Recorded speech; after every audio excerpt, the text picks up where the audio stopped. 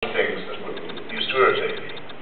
I don't say, for example, why did they never come up with any new arguments? As I heard myself saying after a debate with a theologian the other night in Georgetown.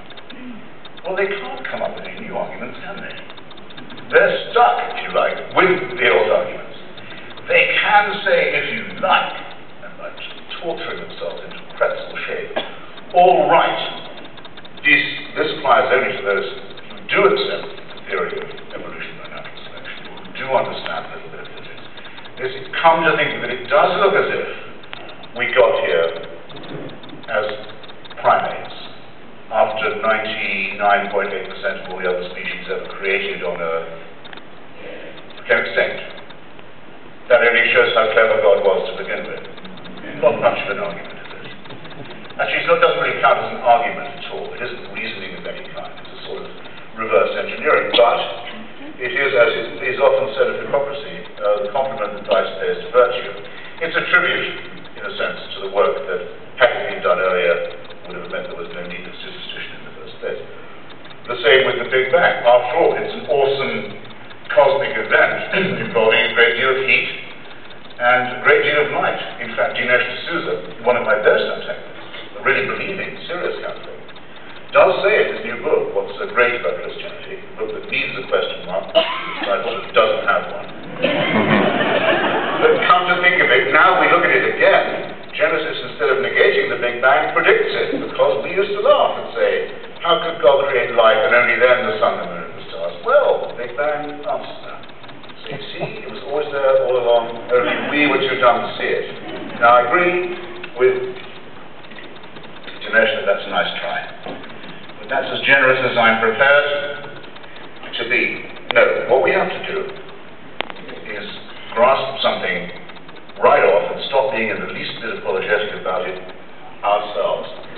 It is often quasi-conceded, if I can put it like that, phrase it like that, that though religion may be metaphysically false, and not even really metaphorically true, when you think of those tortures about the Big Bang that I've just elaborated, and its figures are those of legend and myth, and its miracles are fairy tales for scare children, and all this is now completely impossible to deny or to refute, but nonetheless, it has an ethical basis. These fairy tales at least teach children how to behave well. The beginning of the argument must be that we say this is not safe. We are not conceding this to the faithful.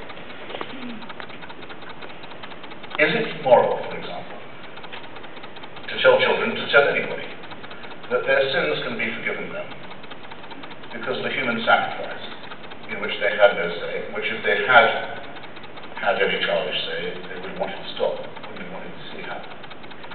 But because of the hideous public torture and death of someone 2,000 years ago, that their personal responsibility is dissolved. All they need to do is to recognize the beauty of this human sacrifice, throw their sins off the scapegoat, and be forgiven them. That's a positively immoral doctrine in my submission. I could, if I wanted to, offer to pay your debts. I'm not going to. But I could, if I liked you enough. I could do that. I could, if I really, really liked you enough. I suppose there's no system that allows it, but I could.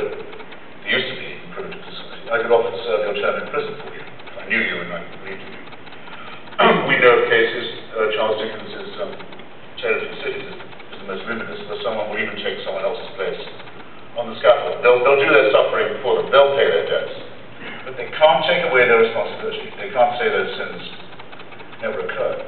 And it would be immoral to try. So at the very centerpiece of the main religion, at any rate in these United States, there is something that is positively wicked. We are not arguing.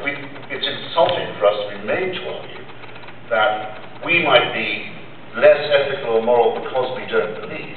It's not enough for us to say, hey, you can be a good person and be an atheist. Somebody at the convention of AAI the other day in Washington was quoted on television just before I was interviewed. That's why I saw it, saying, well, we're good people, we're just not God people. No, nice try. Get off the apologetic, get off the defensive. You can't be a good person and a God person. You can't be. Religion is the inculcation by coercion, not just of irrationality, but of immorality.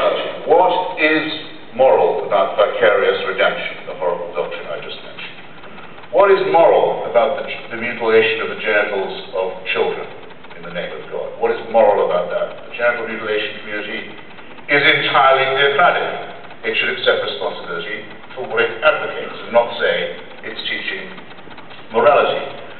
What about the Muslim injunction that anyone wishing to change their religion to become an apostate must be killed? Is it moral teaching to say that people who have second thoughts about faith must suffer the death penalty? I hardly think so. Is it moral for Orthodox Jews to greet every lovely day with thanking their Maker for not making them a woman or a Gentile, a goy?